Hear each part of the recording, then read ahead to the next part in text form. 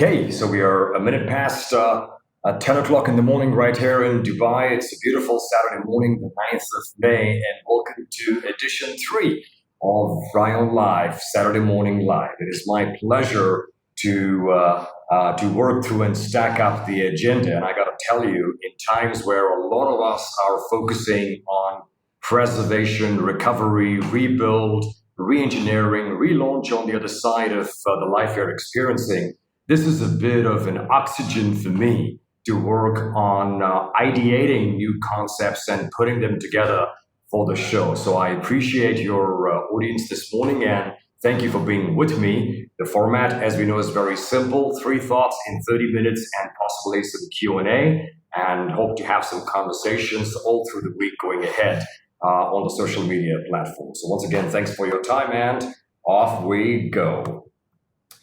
Well, I thought I'll mix it up a little bit. I live to travel, my family lives to travel, and I thought it's a good idea possibly for me to walk you through and, pepper the presentation and mix up the pictures a little bit. So this is me in Morocco, which in Marrakesh, which was one of my last visits before the travel embargo came in. So I absolutely enjoyed it. It was a beautiful recce, and I can't wait to be back with my wife and my kids, hopefully later this year, fingers crossed, right?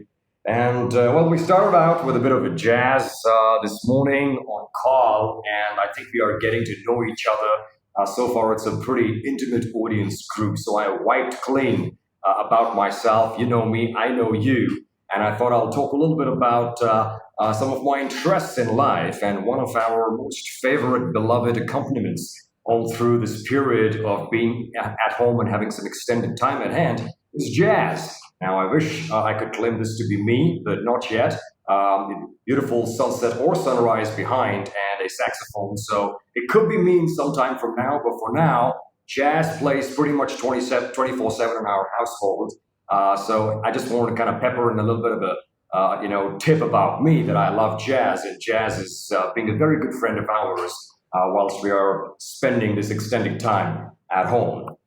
On with the agenda for today, let's just start by acknowledging the goodness of past. There is, the past is a great archive of happy and all kinds of memories. And I chanced upon this beautiful quote that says, "The past is a place or a point of reference. It is not a place to reside. It is a place of learning by dipping your feet in the experiences of the past, but it's not a place of living." I think it's a very subtle and a very elegant distinction this quote makes out here, that whilst we must celebrate and rejoice our past, it is very important that we don't spend time living in past. Life is today and tomorrow. Yesterday should be a learning and a celebration. And I think there couldn't be a more opportune time for us to remind ourselves of this reality, that how life has changed, it will continue to evolve. Let's rejoice and celebrate our life so far, squeeze out the learnings and apply them, but be focused on today and tomorrow. With that, today's thoughts on leadership section is going to be good, sound judgment. World around us, in comes Gen Z. We are going to focus about the shifting marketplace of tomorrow and how Generation Z continues to make a very, very strong impact on that. And on sustainability, let's question ourselves to see, is obsolescence really going out of fashion here? Well, on to the first one. Let's establish some context in terms of why do we even need to talk about judgment or the power of good decision making when we come to interesting crossroads in our lives, which we do every day, small, medium, and big ones. It's a beautiful scripted here. Leaders may have all the qualities, but underlying them, enveloping them, is good judgment. That's the skin that binds the muscle tissue. Those with ambition but no judgment, they run out of money. They really do. Those with charisma, no judgment, they lead the followers down the wrong alleyway. Those with passion but no judgment hurl themselves towards wrong paths. And those with drive and no judgment, they get up very early in the morning doing they themselves don't know what. Sheer luck and factors beyond our control, they can and they do determine a lot of our eventual success in life. But good judgment on top, they really stack the cards in our favor. So that's the context I wanted to start the first leadership topic of today, which is good judgment. What judgment, simply put, is the ability to combine personal qualities, mental, physical, emotional, psychological, with relevant knowledge, expertise, and experience to form our opinions that then become basis of good decisions. This really is what good judgment is all about. It is what enables a sound choice in the absence of a clear-cut option, which is driven and backed by relevant data and obvious path ahead of us. Now, does that sound familiar? This juxtaposition, this confusion, the dilemma, the smoke around, this is our situation today, right? There is no clear, no obvious right answer, so we need to lean on an amalgamation of experience, personality attributes, knowledge, past opinions, and the peer around us, the coterie of advisory around us to make our own opinion, which then becomes a rational foundation for good decision making. So let's try to piece this out. What's the dichotomy of a good judgment? There are essentially 6 elements that come together and combine themselves. First up is learning. A good leader who is all about sound good judgment must be an active and attentive listener, reading critically with an open mind and not just what we read in terms of text. Nonverbal communication, which is about over 70% of what one means, is very, very important. So learning attribute of being a constant student of life, being a constant evolving student of business is what learning means here. Trust, seeking diversity, not mere validation. It's not about who's right, it's about what is right.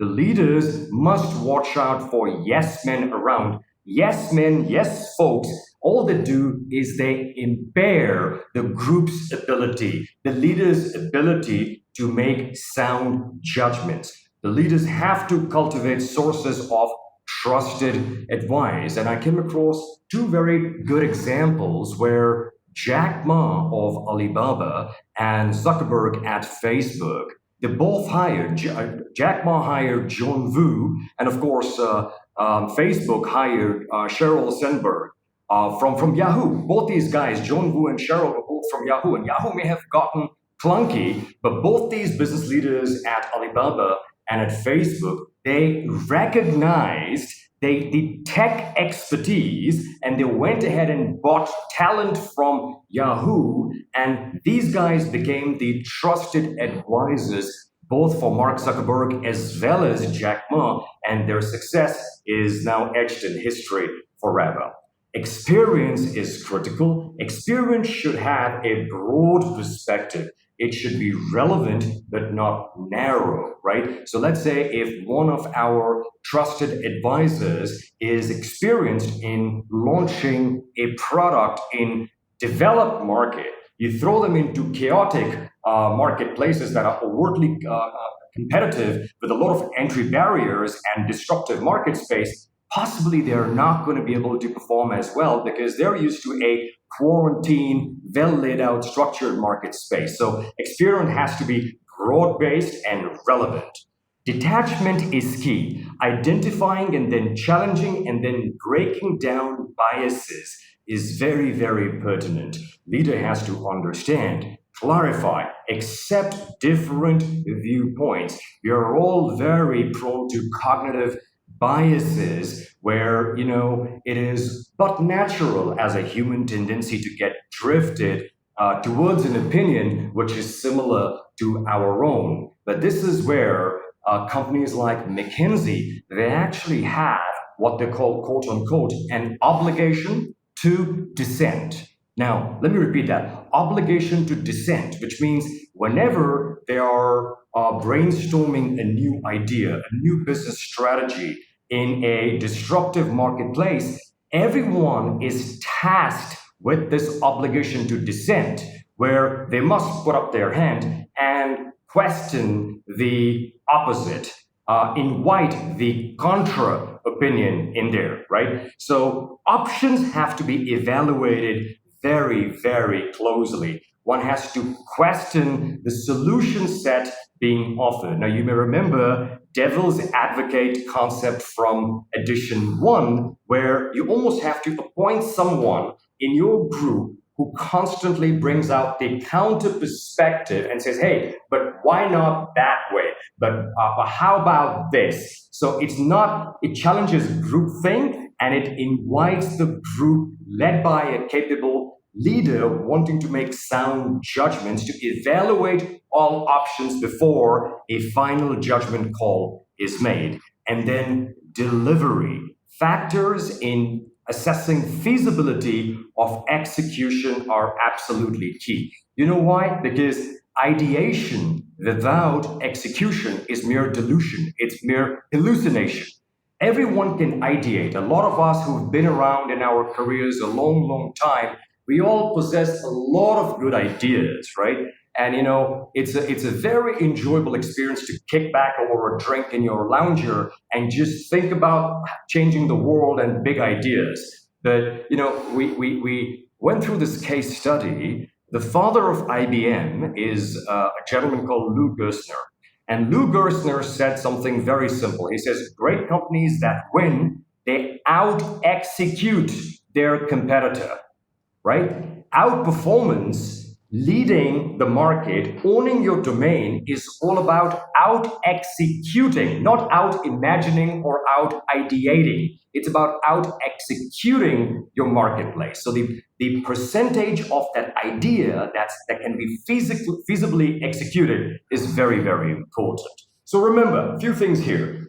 Speed and soundness of decisions and judgment, they roll hand in hand. Now think back, in edition 1, we spoke about crisis leadership. In edition 2, we spoke about change agent. Now you overlay this with your judgment. Don't we have a bit of a leadership superhero evolving in here? So I'm trying to embrace a bit of a theme in the talking points we are picking up week after week, because you know what? These are all leaves of a common personality. It's not this or that. It is not one or the other. It's all of it together. And by the way, my 7-year-old does remind me every time that hero is a unisex belief. Contrary to common belief of yesterday, going forward, all of us need a hero in our lives, and a hero is just anybody, possibly going into the future, the third gender as well.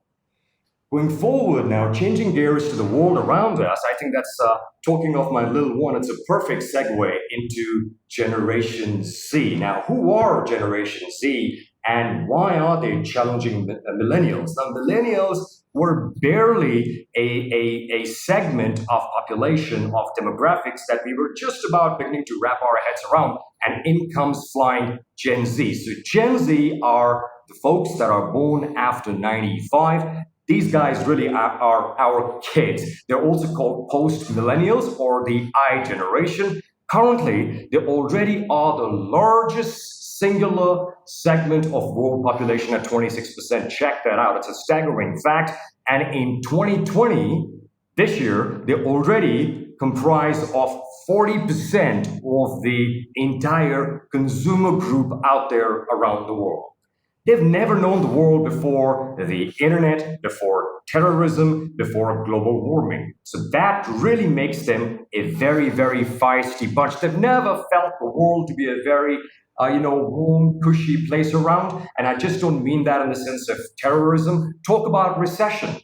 If you were to take timestamp of the era over which millennials grew and hit their teens and started their careers to Gen Z, Gen Zs are exposed to many more recessions. Talk about, '01, '02, the SARS, the MERS, the Ebola, all the way through, and the Great Recession that came about in '08, '09, and now this. And these guys are still in school, right? So these guys are a very, very feisty bunch.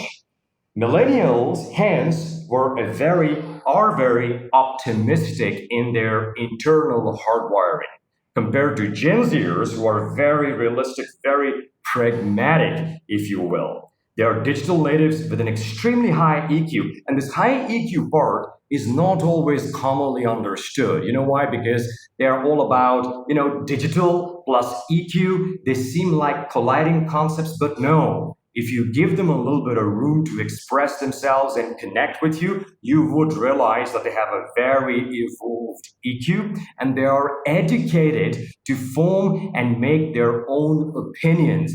They know how to filter fake news. So even talking of fake news, if you think about it, who are the folks that most commonly fall prey to fake news? These are the baby boomers, the Gen Xers, the earlier generations. Gen Zers, because they are literally born with a device in their hand, they know how to filter and sift through the real versus the fake. So they can form their opinions basis well-researched fact OLED with EQ. So as you can tell, it's a pretty solid filter in there. Talking of filters, they do have a unique set of filters in life. They value sustainability, they value climate change, they value environment. So the next market that's going to be comprised of Gen Zers more and more, what is that going to look like? Check this out. Gen Zers have an 8-second filter. What that means is that any brand, any business, any pitch, we've got 8 seconds to make the point and get their attention. And once we get their attention, they basically allow us about a 5 to 7 minute window to establish a meaningful connection with them. They roll and swap between 5 different screens, between a smartphone, tablet, laptop, desktop, and a telly. They swap around 5 devices. So any branding strategy for a product service experience needs to integrate all the devices. You know why? Because they spend between 6 and 9 hours every day consuming digital media. Now, again, stack these up one on top of the other. 6 to 9 hours in a day across 5 screens with an 8-second filter. That is the spade work that every brand has to conquer to establish a meaningful connection and then hope to secure a sale with the Gen Zers. So, they're throwing a big challenge to the marketeers around the world to pick up their game. These guys are the most advanced, most evolved, and the most connected of the lot across all the demographic segments all the way around. They have high hopes of every brand. They want everything faster, quicker, instant, and then repeat. They are relentless, unforgiving, more than any other Gen set in the history of humankind here. So what that means is Gen Zers being here officially have disrupted the marketplace. It's a completely new beast with completely new set of human behavior and touch points that would make them connect with any brand, and they have a unique set of priorities. And a lot of times, many businesses, while responding to concepts like sustainability, for example, may make the mistake of putting a band-aid and just greenwashing on the surface. Now, these guys can see through that in seconds, literally, and they would know which is a mission-oriented brand experience, product, or service versus someone who is just putting a claim by checking the box in there. Let's connect this back to gig economy. In addition to why gig becomes very relevant is because gig economy gives the flexibility of optimizing the time in a manner where the Gen Zers can consume and access a service at will and also become a service provider at will by working 2 to 3 hours a day. So gig economy is at the very center of how Gen Zers live their lives. Going on to sustainability, it's a natural progression to Gen Zers and their unique set of filters. Let's focus a little bit on obsolescence. Obsolescence is a thing going out of use. It could be a product, a piece of clothing, could be an accessory. It goes obsolete when it renders itself unusable for whatever the reason may be.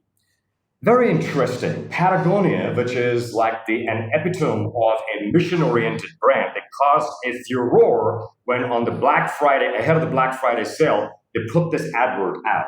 Don't buy this jacket. And I'll tell you what, this works. I tried this with my baby, and she wouldn't have spotted this advert if it said, buy this jacket. Everyone says, buy this table, buy this house, buy that car. No one says, don't buy my product. So it instantly gets the attention. And what was this advert all about? Their advert was all about putting their brand DNA, their mission of reducing, recycling out there. They said, don't buy a new one. Consider repairing your existing Patagonia product to get more wares out of them. And maybe maybe tomorrow, if not later today, I'll put a link of this beautiful video done by Patagonia called Worn Wear, in which about 4 or 5 folks are covered from around the world who are talking about using their Patagonia piece of apparel, active outdoor apparel, for decades together.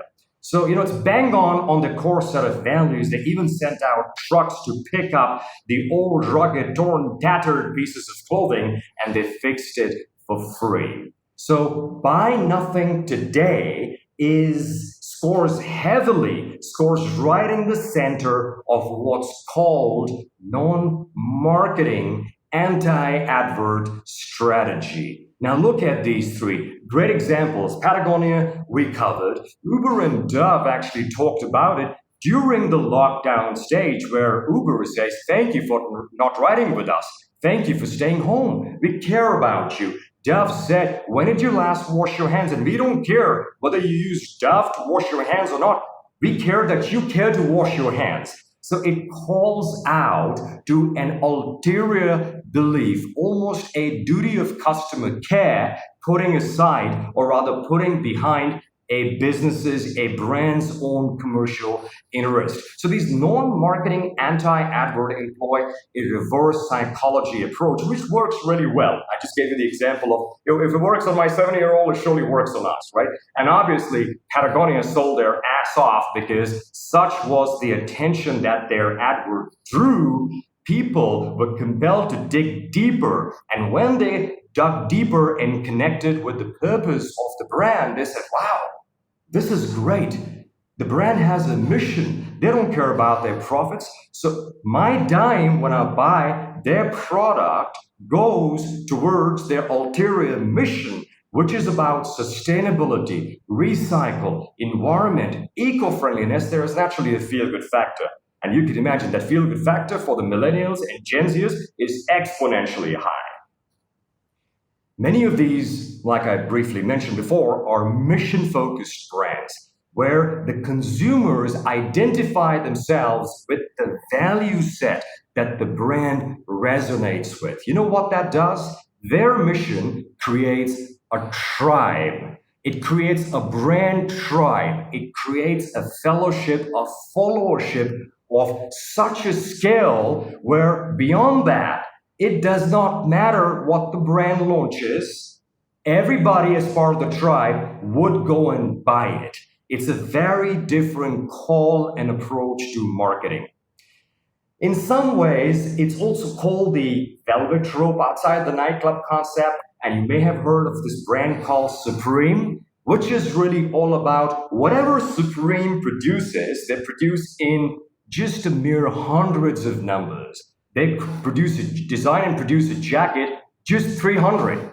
And then they develop such a cult and tribe around it. You know what? The original jacket may sell for $150, $200. In resale market, it sells for $700, $800, $1,000 because they create such a gold rush around their brand. Now, I'm combining two different concepts here. If I can just spend a minute underlining that. Mission-focused brands like Patagonia are very separate. They have a unique approach of creating that tribe. However, using the velvet rope outside the nightclub approach, brands like Supreme have also been able to create a similar tribe.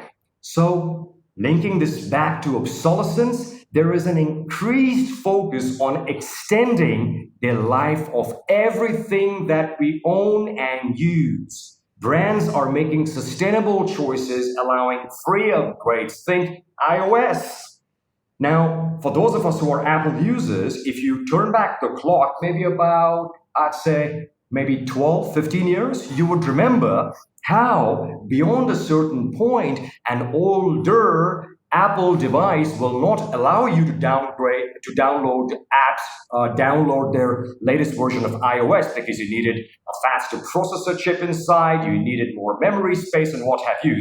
But don't you think in the last decade or so, this has completely changed? Because the focus is now shifting on reusing, upgrading, stretching the life of everything that we use. And this concept is called Extended Producer Responsibility, EPR, or Product Stewardship. Now, simply put, what is Product Stewardship?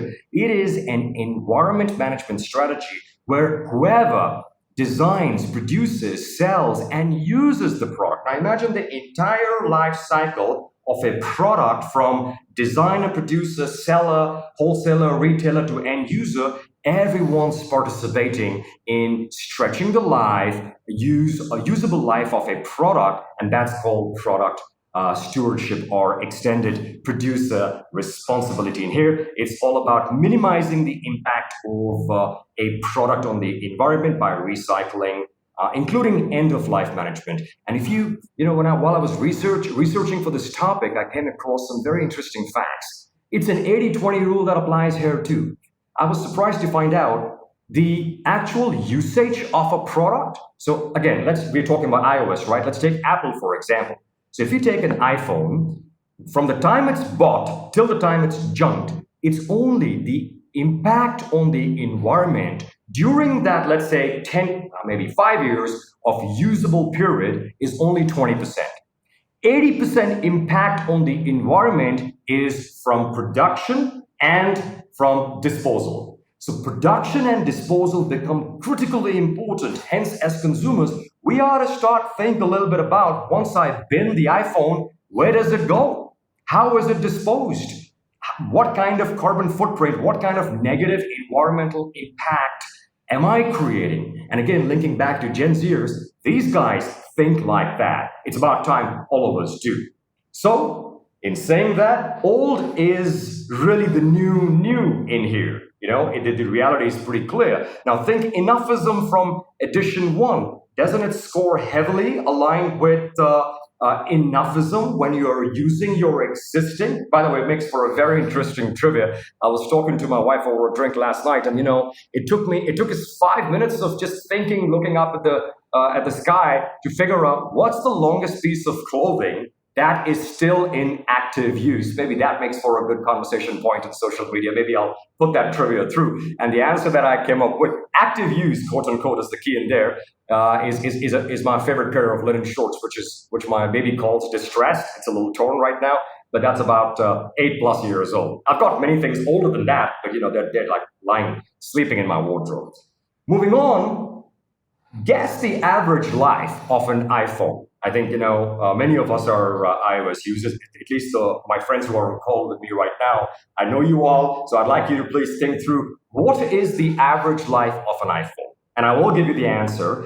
In 2009, it was 2 years. And as of last year, this doubled up to 4 years, right? So the concept of product stewardship, guys, is very true. It's here to stay. And I source this information from appleinsider.com. And should you want to read more, you can actually go to appleinsider.com. It gives you a graph all the way from the launch of iPhone, and it basically tracks how the average life, it tracks in quarters, by the way, right? So 1 year, 4 quarters. So it starts off in '09, '08, '09. It was 8 quarters, and right now, actually, it's closer to 18 quarters in 2020, which is even over 4 years.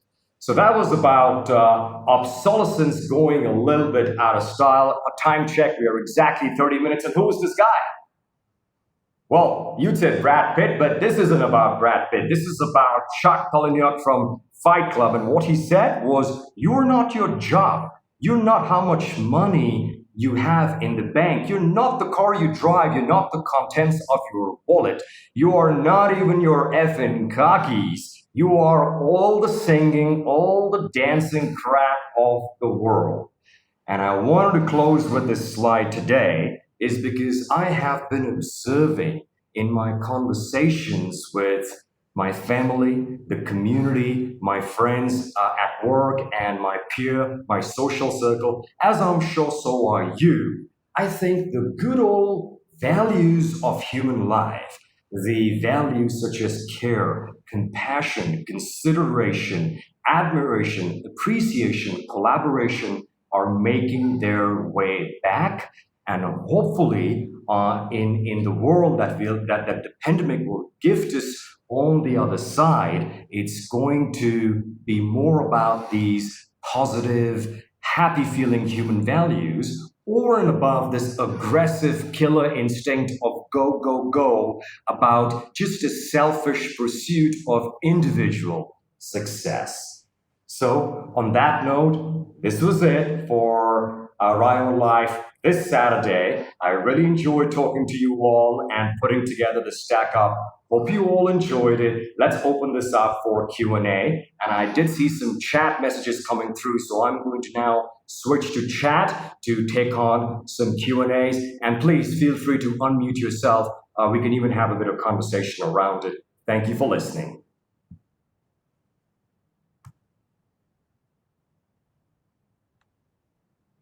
Okay, so let me just start top down on the queries, please.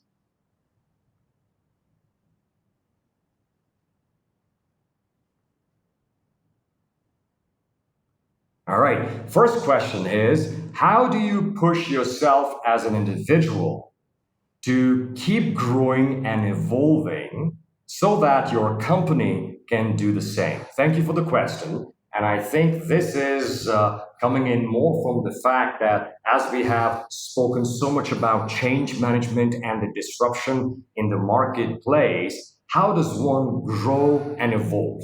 First thing I'd say is going back to the structure and the process that we spoke in change management is acknowledge the need for change. And again, I'm not trying to profess in here. I'm not a professor in any way. I'm going to share my experience-based learning, some things that have worked well for me and my peer around. A lot of my very accomplished work group, my team, my spouse, they're all very accomplished folks, and they they illustrate great dynamism in reinventing. At times, they surprise me with the turbocharged dynamism they bring up too. So I'm going to basically take a leaf out of what I have experienced around me. So first thing, it starts by acknowledging the need for change. Once you have recognized that you need to change the playbook, you need to evolve your toolkit, you got to go back and re-educate yourself.